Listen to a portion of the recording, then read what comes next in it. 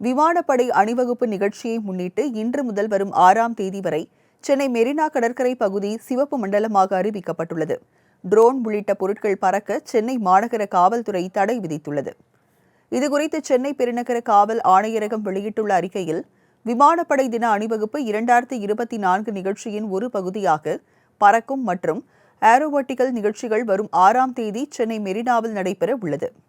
இதில் தமிழ்நாடு ஆளுநர் RN ரவி, முதலமைச்சர் மு.க.ஸ்டாலின், விமானப்படை தலைவர், தலைமை செயலாளர், மாநில அமைச்சர்கள், ராணுவ உயரதிகாரிகள் மற்றும் மூத்த ஆயுதப்படை அதிகாரிகள் கலந்து கொள்ள உள்ளனர்.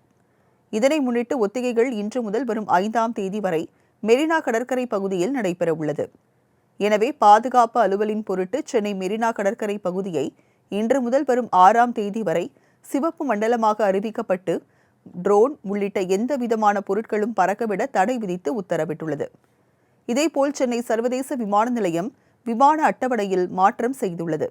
அதன்படி இன்று முதல் வரும் 8ஆம் தேதி வரை 2 மணி நேரம் வரை விமான ஓடுபாதை மூடப்படுவதாக தெரிவிக்கப்பட்டுள்ளது. இன்று மதியம் 1:45 மணி முதல் மாலை 3:15 மணி வரை மூடப்படும். மற்ற 7 நாட்களிலும் கூடுதல் இடைவேளைகள் இருக்கும் எனவும் தெரிவிக்கப்பட்டுள்ளது.